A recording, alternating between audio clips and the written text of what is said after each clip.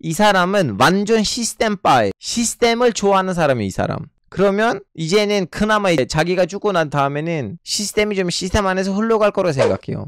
여기는 아흐메니시 제국입니다. 이 좀 약간 제국적인 배경을 설명을 해야지 오늘날의 중동을 이해할 수가 있어요, 여러분. 보시다시피 이란의 이제 역대급 제국인 아흐메니시, 여기 불가리아, 루마니아, 마케도니아까지는 다스리고 있었습니다. 다음에 이 제국이 누구한테 알렉산더 대왕한테 박살났죠. 이제 마지막으로 여기 수도는 이라크였습니다, 여러분. 이란의 정통적인 수도는 이라크였어요. 여기서 막판에 마지막으로 한번 전쟁을 했는데 여기서도 이기니까 이 제국이 날아갔죠. 다음에 한참 이 제국을 알렉산더 대왕의 이제 장군들이 여기서 나라를 세우고 했는데 또 현지인들이 그 제국을 무너뜨리고 다시 현지인들이 제국을 세웠습니다. 그 대표적인 제국이 사사니 제국. 사사니 제국 보시면 이전에 있었던 걸로 거의 비슷하고 여기를 다스렸다고 보시면 됩니다. 그리고 오늘날의 예멘. 여기 이제 사사니 왕조예요. 이슬람 탄생하기 전입니다.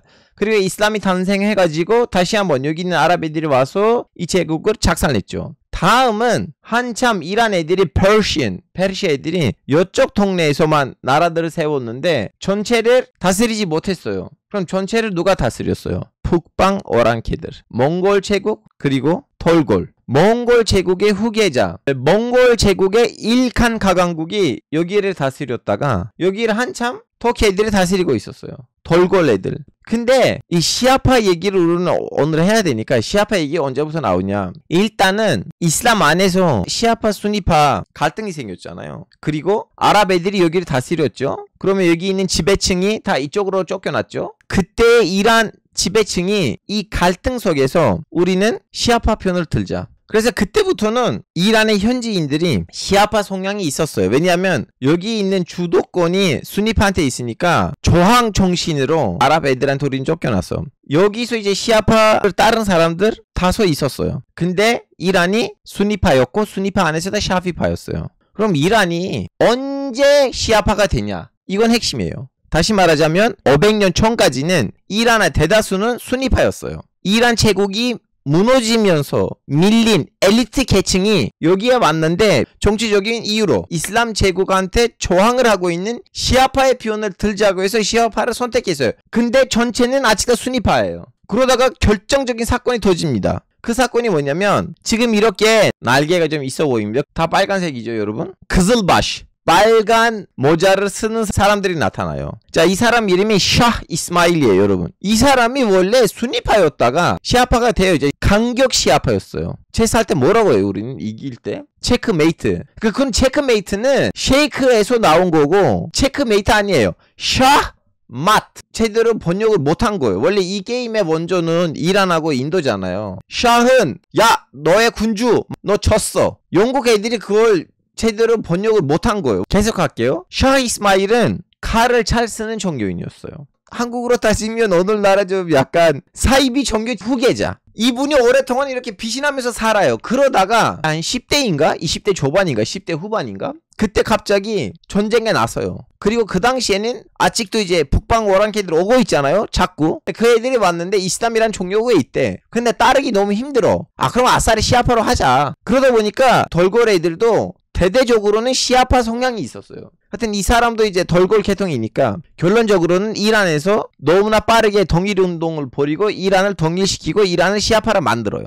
근데 문제가 뭐냐? 그러면 어떻게 해야 돼요? 시아파 학자들 데리고 와야 돼. 어디서? 레바논에서. 선생님 이쪽으로 오세요. 내가 여기서 정권을 잡았습니다. 많은 사람을 죽였어 이때. 시아파에 들어오지 않으면 죽였어요. 쿠르드 애들이 왜 튀르키에 들어갔냐면 우리는 시아파 안 할 건데 우린 순니파인데 그러면 죽어 이 새끼들 하니까 오스만 제국이 와서 살려준 거예요. 그 계기로 쿠르드족이 원래 이란 계통 민족인데 튀르키에다가 붙은 거예요. 이해되셨죠? 이런 부분까지. 하여튼 여러분 이분이 특징이 하나 더 있어요. 이분이 본인을 이 사람이 사이비 취급을 받고 있다고 얘기했잖아요. 그 사이비 취급을 왜 받고 있었는가? 그리고 이 부분이 시아파하고 순니파의 차이점이에요. 여러분 시아파하고 순니파는 이슬람의 지도자가 누구냐를 가지고 싸우는 것도 있긴 하지만 시아파 안에서도 그 생각이 더 딥해지는 애들도 있어요. 예를 들면 시아파에 있는 일부 사람들이 모함메드 사도의 12대 손주가 실종됐어요. 모함메드 사도의 12대 손주가 있어요. 마흐디. 이분이 실종됐는데 세계 종말이 이루어지기 직전에 나타나실 거예요.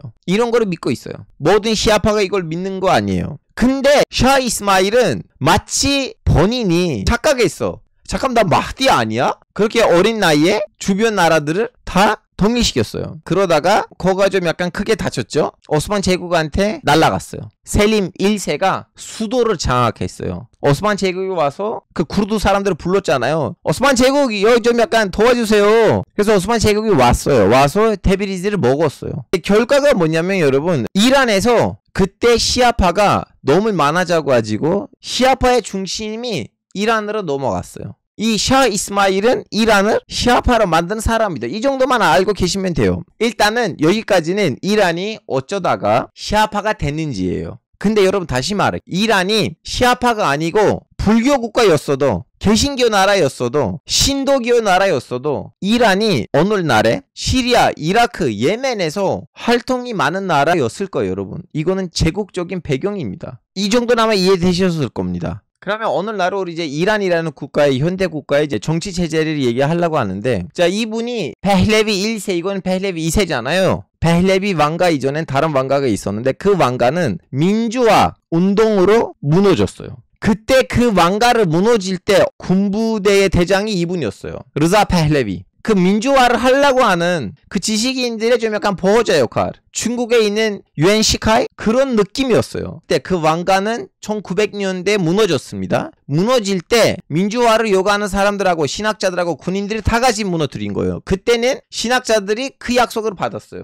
우리는 민주화라고 가고 입헌군주제처럼 하고 국회 말고도 신학자들이 이 나라가 얼마나 시아파에 맞게끔 움직이고 있는지를 감시하자고 약속을 했었어요. 근데 파hlavi 왕가는 잠시 좀 약간 민주화로 가다가 잠시 좀 공화국 모습을 보여줬다가 이제 본인을 샤흐로 즉위를 했는데 그 약속을 안 지켰어요. 다음에 나라가 현대화되면서 신학자들이 짜증나요. 여자들이 왜 이렇게 짧은 치마 입어요?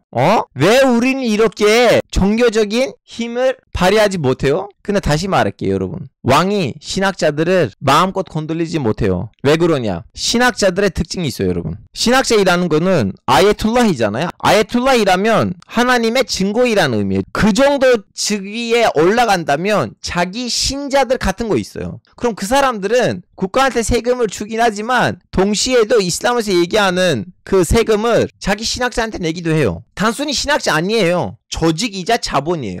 아예툴라흐를 건들리기가 너무 부담스러운 거예요. 너무 부담스러워. 호메이니를 왜 못 죽였어요, 왕이. 호메이니를 죽이는 순간부터는 호메이니 밑에 있는 후제틀 이슬람, 그 밑에 있는 제자들, 호메이니에다가 세금을 보내주는 신자들이 다 하나의 테러리스트가 될 수가 있어요. 그래서 왕정 시절 때는 탄압을 하되 아예톨라 죽이지 못했어요. 아예톨라 죽일 수가 없어요, 왕이. 그래서 루훌라 호메이니, 이분이 쫓겨나요. 국내에 있으면 왕을 이제 짜증나게 만드니까 이분이 처음엔 튀르키예 갑니다, 여러분. 다음에 이라크야. 이라크는 시아파가 많은 동네이거든요. 우리 어떻게 하면 이 나라를 진짜 제대로 이슬람식으로 다스릴 수 있을까 하다가 벨라야티 파키라는 사상을 만듭니다. 이거 한국 말로 뭘 하면 좋을까요, 여러분?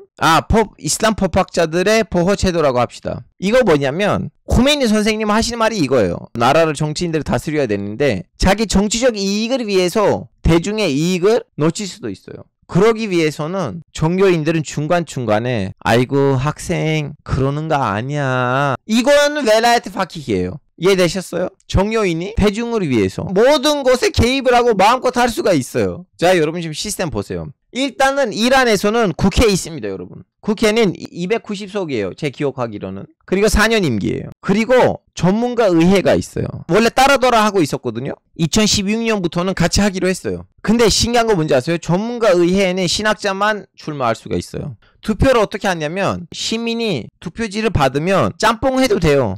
나는 이 정당에서 이 사람 마음에 들었고 그 사람 이름을 쓰고, 다음에 저 정당에 그 새끼들 괜찮은데? 그럼 그 새끼 이름도 쓰고, 6개 이름을 쓰는 거예요. 이렇게 찍는 거 아니에요, 여러분. 이름을 써야 돼요. 그래서 한 지역구에서 제일 많이 투표를 받은 사람들이 1위부터 이제 6위까지는 뽑히는 거예요. 자, 이제 국회 얘기를 했죠. 어떻게 뽑힌지. 국회는 뭐 하냐? 국회는 법을 만들어요. 근데 국회는 법을 만드는데 이 법이 이슬람적인 법이냐 아니냐를 걸 누가 감시할 거냐? 헌법수호위원회가 관리합니다.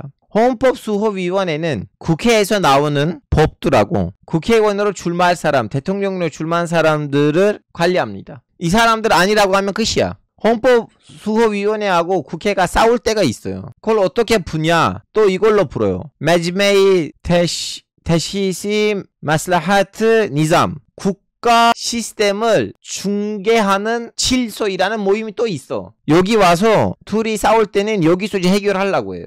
전문가 의회는 라흐바리가 자꾸 눈치가 보이는 사람들의 모임이에요. 여기에 들어가려면 신학자 돼야 돼요. 이 사람들이 원하면 라흐바리를 해임시킬 수가 있어요. 라흐바리는 진짜 권한이 있는데 항상 자기 뜻대로 끌고 갈 수가 없어요. 여기 있는 88명이 라흐바리의 선생님이거나 선배이거나 아니면 같은 반 친구였어요. 그리고 대통령은 4년제이고 재임은 가능하지만 3선 안 돼. 자, 그러면 제가 지금 라흐바리가 힘이 얼마나 있는지 얼마나 없는지를 하나씩 보여드릴게요. 자, 첫 대통령이 하마네이였습니다. 지금의 라흐바리죠. 하마네이는 후자툴 이슬람이었어요. 그러면 후자툴 이슬람 뭐냐? 시아파 신학에서는 신학자들의 급이 있습니다. 후자툴 이슬람, 아예툴라h 우즈마, 이 세 개. 이거는 이란식 시아파의 급이에요. 여러분, 후자툴 이슬람은 박사님이라고 생각하시면 돼요. 더 이상 교육을 받을 거 없다. 충분히 공부했다. 그런 의미예요. 근데 제자로 둘 수가 없어. 본인이 이제 공부할 만큼 공부했어. 근데 제자로 둘 수가 없어. 왜냐? 작품을 안 냈어. 저술 활동이 부족해. 그거는 후자툴 이슬람. 그 다음은 아야툴라흐예요. 후자툴 이슬람 되고 난 다음에 충분히 저술 활동하고 가르치기가 시작하면 아야툴라흐예요. 자, 그럼 아예툴라h 우즈마가 뭐예요? 그랜드 아예툴라. 대학교 총장님이라고 생각하시면 됩니다. 그랜드 아예툴라 되려면 최소한 율법책 하나 써야 돼요. 자, 이 정도 이제 급 얘기를 했으면 이제는 대통령들 얘기할게요. 찐으로 첫 대통령은 하마네이였어요. 그 당시에는 호메니가 살고 있었고 그때는 개혁파 원칙파 그런 거 없었어요. 호메니 죽었는데 누가 라흐바리가 될 것인가. 그래서 전문가 의회에서 모였어요. 전문가 의회에서 얘기를 했는데 근데 처음에는 벨라트 파키에서는 라흐바리 되려면 후자툴 이슬람 아니고 뭘 해야 돼요? 적어도 아예툴라 돼야 돼요. 근데 하마네이는 아예툴라 아니에요. 후자툴 이슬람이에요. 그래서 될 수가 없어요. 될 수가 없는데 그럼 어떤 일이 벌어졌냐? 라프산자니 이분이 그때 아예툴라였어요. 라프산자니도 호메이니의 또 다른 오른팔이었어요. 사실 이 두 명이 호메이니의 왼팔 오른팔이라고 생각하시면 돼요. 라프산자니하고 호메이니는 바니보틀하고 곽튜브예요. 여러분 생각해보세요. 지금 나는 바니보틀이야. 나는 이제 유튜브 세계의 황제를 임명해야 돼. 그 수많은 대단한 사람들보다는 아싸리 곽튜브로 밀어줘야 되는 거 아니에요? 근데 이분이 적극적으로 밀어줘요. 하마네이는 라흐바리로 만들자. 그래서 헌법을 바로 수정을 해요. 후자툴 이슬람도 라흐바리 될 수가 있다. 2005년쯤에 아야툴라 우즈마 됐어요. 비로소 율법책을 낸 거예요. 왜 그렇게 어려운 일인가? 여러분, 율법책은 이슬람이랑 관련된 질문들의 질의응답책이에요. 근데 그 질의응답을 했을 때는 출처를 밝히셔야 돼요. 코란에서 이렇게 얘기를 했고 그래서 이럴 때는 이렇게 해야 된다. 지금 여러분이 이렇게 웃잖아요. 이거는 하나의 학문이에요, 여러분. 웃고 넘어갈 거 아니에요, 여러분. 하여튼 율법책은 그런 의미예요. 이해되셨죠? 율법책 뭔지. 다음에 이분이 대통령 됐죠. 라프산자니. 시장 경제 제재를 지향하는 사람이었어요. 이분이 두 번 하셨거든요. 라프산자니는 극진 개혁파를 밀어줬어요. 하테미. 제가 이란 대통령 중에서 이분을 좀 약간 존경을 하는데 많이 민주화를 하려고 했어요. 많이 민주화를 하려다 보니까 이분을 원칙파들을 찾아왔어요. 그래서 이분의 앞잡이들이 단합을 할 수가 없으니까 개혁파 언론사를 없애버렸어요. 학생들이 난리를 난 거지. 그래서 그 유명한 1999년 이란 봉기는 그 봉기예요. 사람 많이 죽었고 그때 이제 라프산자니가 이분을 찾아와요. 후배야. 내 보기엔 이제 좀 살살해. 그래서 이분의 임기는 2003년에 끝나요. 그때 이제 원칙파는 꼼수를 부려요. 이 사람 신학자가 아니에요. 공대 출신 교수예요. 아예툴라의 지지로 등장했어요. 재선 때는 이제 이 사람 본심이 나와요. 종교적인 신앙이 살짝 사이비에 가까워요. 자꾸 세계 종말이 얼마 안 남았고 이때는 이란이 경제 제재 많이 당해요. 그래서 로하니가 그때 언급이 돼요. 로하니는 그 당시에는 전문가 의회 소속이었어요. 이분 때는 가끔씩 문제들이 있었지만 그래도 이분만큼은 힘들게 하진 않았어요. 라흐바르는 이제 나이가 많았잖아요. 조만간 이제 죽을 수도 있어요. 그러면 후계자 작업을 해야 돼요. 검찰총장 같은 사람이었던 라이스를 무리를 해서 대통령 자리에 앉혀요. 이 사람은 완전 시스템파에 시스템을 좋아하는 사람이에요. 이 사람.